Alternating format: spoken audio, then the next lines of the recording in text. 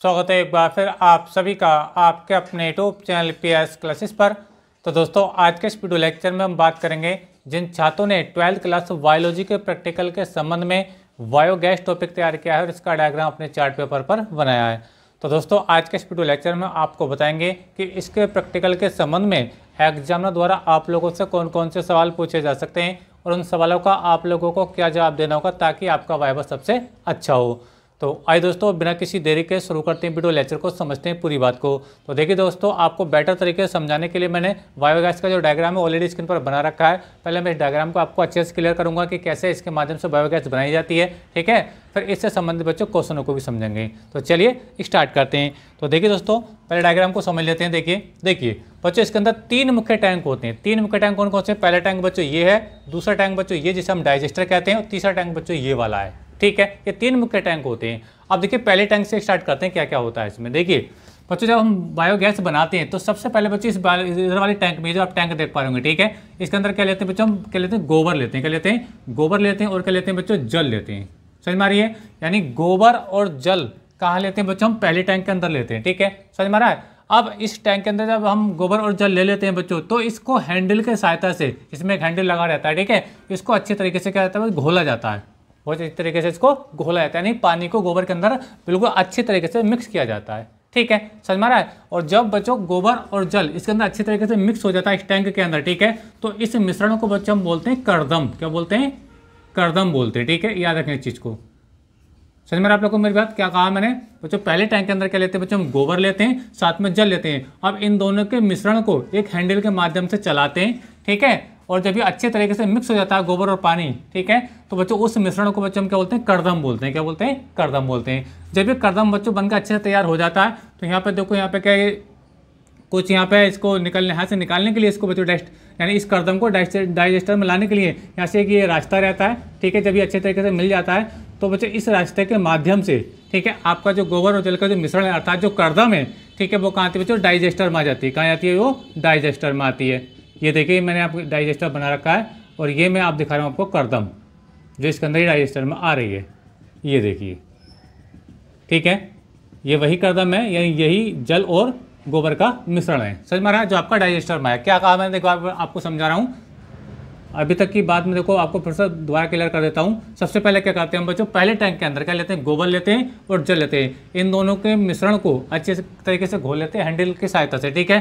जब भी अच्छी तरीके से मिक्स हो जाता है गोबर और जल, ठीक है, तो उस मिश्रण को बच्चों हम कर्दम बोलते हैं, ठीक है। फिर यहाँ से बच्चों इसके माध्यम से, ठीक है, इसको डाइजेस्टर में ले आया जाता है। किसको? इस कर्दम को, यानी जल और गोबर के मिश्रण को, ठीक है। अच्छा एक बात मैं आपको बताता चलूं बच्चों कि ये जो डाइजेस्टर होता है ना, ठीक है, इसको पूरा मुंह तक नहीं भरते, यहाँ तक है। वैसे ये डाइजेस्टर है यहाँ से यहाँ तक, इसको पूरा फुल नहीं भरते हैं क्योंकि बायोगैस बनेगी तो उसको इकट्ठा भी तो करना है। समझ में आप लोग को मेरी बात? अगर आपसे पूछा जाए कि डाइजेस्टर को मुंह तक क्यों नहीं भरते हैं तो इसीलिए नहीं भरते क्योंकि बंदे इसके अंदर जब बायोगैस बनेगी तो वो कहाँ एकत्रित होगी। समझ में आ रहा है? तो इसको याद रखें, डाइजेस्टर को थोड़ा क्या बच्चों ऊपर की ओर से खाली रखते हैं, ठीक है। अच्छा अब देखिए बच्चों जब इसके अंदर हमने कर्दम डाइजेस्टर के अंदर भर दिया, ठीक है, तो बच्चों इसको हम क्या करते हैं? बंद कर देते हैं, ऊपर से डाइजेस्टर को बंद कर देते हैं, ठीक है। अब 4-5 दिन तक, लगभग 4 से 5 दिन तक, ठीक है, 4 से 5 दिन तक बच्चों जो आपका गोबर और जल का जो मिश्रण है वो इस डाइजेस्टर में पड़ा रहता है। समझ में आई आप लोग को मेरी बात? ठीक है। अब 4-5 दिन के बाद क्या होता है बच्चों? इसके अंदर गैस बनना शुरू हो जाती है। क्लियर हुई मेरी बात आप लोग को? ऐसा नहीं है कि जो जल और गोबर का जो मिश्रण है, जो कर्दम इसके अंदर डाइजेस्टर में आई और तभी गैस बनना शुरू, ऐसा कभी नहीं होता है, ठीक है। तो 4-5 दिन तक ये डाइजेस्टर में पड़ा रहता है कर्दम, ठीक है। उसके बाद बच्चों बायोगैस बनना शुरू हो जाती है। और जब बच्चों बायोगैस बनती है तो ये रहता है, देखो बच्चों, गैस होल्डर, ये रहता है गैस होल्डर, और वो गैस बच्चों इसके अंदर इकट्ठा होने लगती है। समझ में आ रही है आप लोगों को मेरी बात? ये देखिए 4-5 दिन के बाद बच्चों ये प्रोसेस होता है, ये देखिए। समझ में आई आप लोगों को मेरी बात? ठीक है। अच्छा अब बच्चों देखिए जब ये गैस पूरी तरीके से बन जाती है, ठीक है, जितनी गैस इसके अंदर बनना थी वो गैस पूरी तरीके से बन गई 4-5 दिन के बाद, ठीक है। अच्छा गैस होल्डर में इकट्ठी हो गई, ठीक है। अब गैस को बच्चों यहाँ से क्या है बच्चों? बाहर निकाल जाता है। इसके अंदर जो गोबर गैस बनी है, जो बायोगैस बनी है, उसको यहाँ से इस रास्ते से बाहर निकाल लिया जाता है। क्लियर हुई मेरी बात आप लोग को? ठीक है। अच्छा अब इसके अंदर जो शेष सामान पड़ा रह जाएगा गैस बनने के बाद, जिसके अंदर सामान पड़ा रह गया, जो कर्दम पड़ा रह गया, ठीक है, ठीक है, तो उस कर्दम को बच्चों यहाँ के एक रास्ते से इसको बाहर निकाल दिया जाता है, यहाँ से इसको बाहर निकाल लिया जाता है। समझ में आ रही है आप लोगों को मेरी बात? ये कौन सा पदार्थ है मैं आपको फिर से बता रहा हूँ, ध्यान समझिए चीज़ को। देखिए मैं क्या बता रहा हूँ आप लोगों को, मैं ये बता रहा हूँ कि देखिए जब 4-5 दिन के बाद ये गैस बनकर बिल्कुल जितनी गैस बननी थी इससे, ठीक है, बन गई, गैस होल्डर में इकट्ठी करी और इसको हमने क्या बाहर निकाल दिया, ठीक है। अब इसका अंदर जो शेष सामान पड़ा हुआ है उसको खाली भी तो करना पड़ेगा, क्योंकि दोबारा भी तो गैस बननी है, समझ में आ रहा है, तो इसको खाली करना पड़ेगा। क्लियर हुई मेरी बात आप लोग को। तो इसको खाली कहाँ से करते हैं बच्चों, यहाँ कर लेते हैं इसको, यानी दूसरा एक तीसरा वाला जो टैंक रहता है यहाँ से इसको सारे सामान को निकाल लिया जाता है। अब ये जो निकला हुआ सामान होता है बच्चों, इसको क्या बोलते हैं हम, स्लज बोलते हैं। क्या बोलते हैं, स्लज बोलते हैं। स्लज क्या होता है, जो आपका गोबर और जल का जो मिश्रण होता है वो 4-5 दिन के अंदर क्या रहता है, जो डाइजेस्टर में पड़ा रहता है। डाइजेस्टर पड़ने के बाद बायोगैस बनती है। बायोगैस जब बनती है तो गैस होल्डर में इकट्ठा होती है, ठीक है, जिसको 25 राज्य से बाहर निकाल लिया जाता है। अब इसके अंदर जो शेष सामान पड़ा रह जाता है उसको तीसरे टैंक में बाहर निकाल लेते हैं, ठीक है। ये जो आप सामान है, ठीक है, इसको बच्चों हम स्लज बोलते हैं। और ये जो बाहर का बात का जो सामान है ये भी बड़ा काम का होता है बच्चों। इसका उपयोग बच्चों हम देसी खाद के रूप में करते हैं, जो हम खेतों में डालते हैं, ठीक है। तो ये भी याद रखना कितना काम की चीज़ है, ये भी बहुत काम की चीज़। इसका यूज जो होता है बच्चों हम देसी खाद के रूप में इसका उपयोग करते हैं। देसी खाद के रूप में बच्चों हम स्लज का प्रयोग करते हैं। क्लियर हुई मेरी बात। तो ये प्रोसेस होता है। अब देखिए जब ये पूरा टैंक यहाँ से खाली हो जाएगा, क्लियर हुई मेरी बात आप लोग को, तो यहाँ से फिर से दोबारा वही प्रोसेस शुरू हो जाएगा। गोबर लेकर आएंगे, जल लेकर आएंगे, ठीक है। अब इस मिश्रण को एक हैंडल के माध्यम से घोलेंगे, समझ में आ रही। और इस मिश्रण को क्या कहते हैं, कर्दम कहते हैं, मैंने आपको पहले बता दिया था। फिर ये प्रोसेस चलेगा, फिर इसको हम डाइजेस्टर के अंदर लेकर आएंगे, तो 4-5 दिन तक ये फिर पड़ा रहेगा। फिर इसके अंदर बायोगैस बनेगी, इसको गैस होल्डर के माध्यम से बाहर निकाल लिया जाएगा, ठीक है। इसके अंदर जो शेष सामान रह जाएगा, ठीक है, उसको यहाँ से इस रास्ते से बाहर निकाल लिया जाएगा, ठीक है, जिसे हम स्लज कहते हैं। और ये जो स्लज बच्चों को देसी खाद के रूप में यूज होती है। समझ में आप लोगों को कैसा प्रोसेस होता है, पूरा प्रोसेस आपको समझ में आ गया होगा इसका, ठीक है। अच्छा, आप समझते हैं बच्चे इससे संबंधित आप लोगों से क्वेश्चन कौन से पूछे जा सकते हैं और क्या आप उन क्वेश्चनों का जवाब देंगे। यहाँ तक कि बच्चों वीडियो अच्छे लगी है तो अपनी मेहनत के बच्चों आप लोगों से मेरा यही रिक्वेस्ट है कि प्लीज़ वीडियो को लाइक और कमेंट करके बताइए बच्चों यहाँ तक का वीडियो लेक्चर आपको कैसा लगा। चलिए आगे समझते हैं। अब देखिए दोस्तों, आप लोगों से मैं बताता चलूँ क्या क्या क्वेश्चन आपसे पूछे जाएंगे। देखिए आपसे पूछ जाएंगे बायोगैस क्या होती है, बायोगैस क्या होती है, जो यहाँ पे बायोगैस बनी है, ठीक है, ये जो गैस होल्डर में बायोगैस आई है, ठीक है, तो बच्चों ये क्या होती है। देखो बच्चों मैं आपको बता दूं, ये जो बायोगैस होती है ना, methane, carbon dioxide, hydrogen sulphide, hydrogen आदि गैसों का मिश्रण होती है। यानी जो बायोगैस बनी है इसके अंदर क्या क्या रहता है, देखिए मैं लिख के दिखा देता हूँ आप लोग को। CH4, सबसे ज़्यादा CH4 रहता है, मेथेन रहता है, साथ में आपका बच्चा CO2 रहता है, CO2 रहता है, और आपका H2S भी रहता है, यानी हाइड्रोजन सल्फाइड भी रहता है। समझ में आ रहा है आप लोगों को मेरी बात। लेकिन सबसे ज़्यादा जो रहता है इसके अंदर बच्चों मीथेन रहता है, क्या रहता है, CH4 रहता है। समझ में आई। तो 3 मैंने आपको यहाँ गैसें बताती हैं, कौन कौन सी, CH4, आपका CO2 यानी कार्बन डाइऑक्साइड और हाइड्रोजन सल्फाइड। लेकिन सबसे ज़्यादा जो मैन होती है बच्चों क्या होती है, वो CH4 ही होती है। यानी बायोगैस के अंदर सबसे ज़्यादा कौन सी गैस होती है, वो मीथेन गैस होती है। इस बात को याद रखना, ठीक है।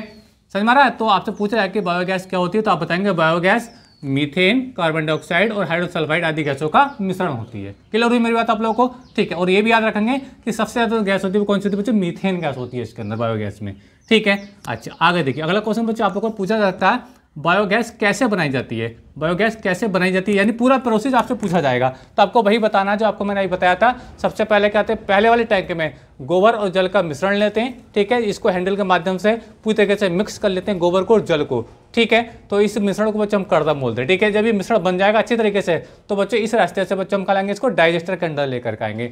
डाइजेस्टर के अंदर बच्चों ये 4-5 दिन तक पड़ा रहेगा। इसके बाद बच्चों हम इसके अंदर गैस बनना शुरू हो जाती है, फिर बच्चों वो डाइजेस्टर में इकट्ठा हो जाती है। क्लियर हुई मेरी बात। और इसको बच्चों इस रास्ते से बाहर निकाल लिया जाता है। समझ में आ रहा है आप लोगों को मेरी बात। इसके गैस बनने के बाद जो यहाँ पर शेष सामान पड़ा रह जाएगा, ठीक है, ठीक है, वो इसको बच्चे इस रास्ते से बाहर निकाल देंगे और इस सामान को हम क्या बोलते हैं, स्लज बोलते हैं, ठीक है। और ये स्लज बड़ा काम का होता है जिसका प्रयोग हम देसी खाद के रूप में करते हैं। क्लियर हुई बात आपको। तो ये प्रोसेस आपको बताना होगा और आपसे पूछा जाए कि बायोगैस कैसे बनती है, ठीक है। तो ये मैंने आपको प्रोसेस बता दिया कैसे बनती है।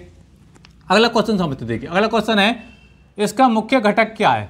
जो आपका गोबर गैस यानी जो बायोगैस बनती है इसका मुख्य घटक यानी मेन कंपोनेंट क्या है इसका, ठीक है। तो मुख्य घटक बच्चों इसका गोबर होता है। क्या होता है, गोबर। आपसे पूछा जाए इसका मुख्य घटक क्या है तो मेन घटक बच्चों इसका गोबर है। क्लियर हुई आपको मेरी बात। तो बायोगैस का मुख्य घटक क्या होता है बच्चों, गोबर होता है, याद रखें इस चीज को, ठीक है। अच्छा आगे देखिए, अगला क्वेश्चन देखिए आपसे पूछा जा सकता है बायोगैस में सबसे अधिक कौन सी गैस होती है, बायोगैस में सबसे अधिक कौन सी गैस होती है। तो मैं आपको बता रहा था बायोगैस में सबसे अधिक कौन सी गैस होती है, मीथेन गैस होती है बच्चों। कौन सी होती है, मीथेन, जिसका फार्मूला होता है बच्चों CH4, ठीक है।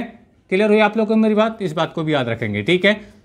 नेक्स्ट क्वेश्चन देखिए आप लोगों से बच्चों क्या पूछा सकता है, बायोगैस के 2 उपयोग बताइए। ये जो बायोगैस यहाँ पे बनी है अब इसका कोई ना कोई उपयोग तो होता है, किसी न किसी रीजन से तो ये बनाई जाती है। समझ में ना। तो कम से कम आपसे 2 उपयोग पूछे जाएंगे, दोनों को मैं आपको बताता हूँ। पहला उपयोग होता है बच्चों इसका खाना बनाने में, खाना बनाने में, ठीक है। जैसे आपका एलपीजी सिलेंडर वाला एलपीजी गैस से खाना बनता है कि नहीं बनता, वैसे ही बच्चों हम बायोगैस से भी खाना बना सकते हैं। तो खाना बनाने में, ठीक है। और दूसरा उपयोग आप बता सकते हैं बच्चों प्रकाश उत्पन्न करने में, प्रकाश उत्पन्न करने में, ठीक है। तो ये दोनों उपयोग बच्चों आप याद रखेंगे, उत्पन्न करने में, ये 2 उपयोग है बच्चों आपको याद रहने चाहिए, ठीक है। कौन कौन सा, नंबर 1 खाना बनाने में, नंबर 2 प्रकाश उत्पन्न करने में। क्लियर हुई आपको मेरी बात। चलिए नेक्स्ट क्वेश्चन आपसे पूछा जाएगा गोबर गैस, सॉरी माफ कीजिएगा, बायोगैस का दूसरा नाम क्या है। बायोगैस का दूसरा नाम क्या है, देखिए इसके 2 नाम और भी हैं। पहला नाम देखिए मैं आपको बता रहा हूँ, पहला नाम बच्चों इसका गोबर गैस, जो मेरे मुंह से बार बार निकल रहा है, ठीक है। क्लियर हुई आपको मेरी बात। तो बायोगैस का बच्चों दूसरा नाम क्या, गोबर गैस भी है, ठीक है। और एक नाम और है जिसको हम बच्चों जैव गैस कहते हैं, दूसरा नाम और भी है इसका जैव गैस, जैव गैस। क्लियर हुई आपको मेरी बात। तो ये तीनों बात आपको समझना चाहिए। जो आपका बायोगैस है इसको बच्चों हम गोबर गैस के नाम से भी जानते हैं और जैव गैस के नाम से भी जानते हैं। क्लियर हुई आपको मेरी बात। चलिए नेक्स्ट क्वेश्चन समझते हैं। देखिए अगला क्वेश्चन है बच्चों कर्दम क्या होता है। कर्दम क्या होता है, देखिए वो आपको बता रहा था, गोबर और जल के मिश्रण को बच्चों क्या बोलते हैं, कर्दम बोलते हैं। गोबर और जल के मिश्रण को हम कर्दम बोलते हैं। क्लियर हुई आपको। चलिए ये भी आपको समझ में आ गया होगा। अच्छा नेक्स्ट क्वेश्चन देखिए, नेक्स्ट क्वेश्चन क्या है, गैस होल्डर का, गैस होल्डर 2 बार लिखा हुआ है शब्द, गैस होल्डर का क्या काम है, क्या काम है। ये जो आप देख पा रहे हैं, ये जो गैस होल्डर है जो मैंने लिखा है, ये जिसके अंदर गैस, ये इसको पूछा कि गैस होल्डर का क्या काम है। तो गैस होल्डर का मेन काम होता है बच्चों गैस को इकट्ठा करना, गैस को होल्ड करना। क्योंकि जब यहाँ पे गैस बनेगी तो किसी चीज़ में इकट्ठा होगी, तो वो कौन इकट्ठा करता है, वो गैस होल्डर काम करता है। क्लियर हुई आपको मेरी बात। तो ये भी आपको समझ में आ गया होगा, ठीक है। अगला क्वेश्चन समझते हैं। देखिए अगला क्वेश्चन क्या है, गोबर में कौन सा बैक्टीरिया पाया जाता है, ठीक है। ये जो यहाँ पे गोबर है, यहाँ पे जो हमने गोबर लिया था, ठीक है, इसके अंदर एक बैक्टीरिया होता है, उस बैक्टीरिया का यहाँ पर नाम पूछा है कि गोबर के अंदर कौन सा बैक्टीरिया पाया जाता है, ठीक है। तो देखिए गोबर के अंदर जो बैक्टीरिया पाया जाता है उसका नाम बच्चों मीथेनोबैक्टीरियम, मीथेनोबैक्टीरियम, याद रखेंगे इस चीज को, बैक्टीरियम, बैक्टीरियम याद रखेंगे, थोड़ा सा बड़ा नाम है मीथेनोबैक्टीरियम। यानी आपसे पूछा जाए कि गोबर में कौन सा बैक्टीरिया पाया जाता है तो आप बताएंगे मीथेनोबैक्टीरियम। क्लियर हुई आपको मेरा, याद रखेंगे, ठीक है।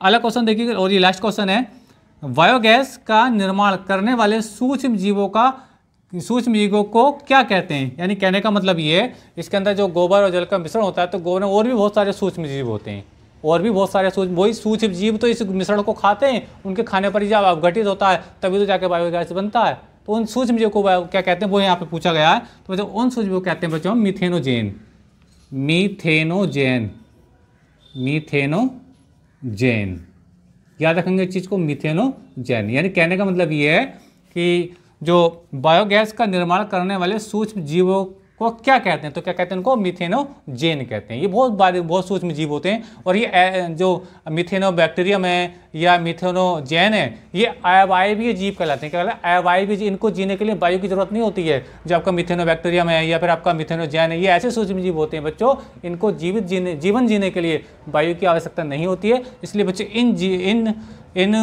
बैक्टीरिया को, ठीक है, समझ में आप लोगों को, तो इन बैक्टीरिया को, इन सूक्ष्म जीवों को हम क्या कहते हैं बच्चों, अवायवीय जीव भी कहते हैं। क्लियर हुई आपको मेरी बात। तो उम्मीद करता हूँ बात आपको अच्छे से क्लियर हो गई होगी, ठीक है। तो बच्चों ये सारे क्वेश्चन थे जो इस टॉपिक से आपसे बच्चों एग्जाम में पूछे जाने की बहुत ज़्यादा संभावना है, ठीक है। उम्मीद करता हूँ बच्चों वीडियो आपको अच्छा लगा होगा। वीडियो अच्छा लगा तो प्लीज़ वीडियो को लाइक कर दिए, चैनल पर नए चैनल को सब्सक्राइब कर लीजिए, क्योंकि बच्चों हम इसी प्रकार बच्चों फिजिक्स, केमिस्ट्री और बायोलॉजी की सभी इंपॉर्टेंट टॉपिक का वीडियो लाते रहते हैं। मिलेंगे नेक्स्ट वीडियो में किसी नए टॉपिक के साथ, तब तक के लिए धन्यवाद, बेस्ट ऑफ लक।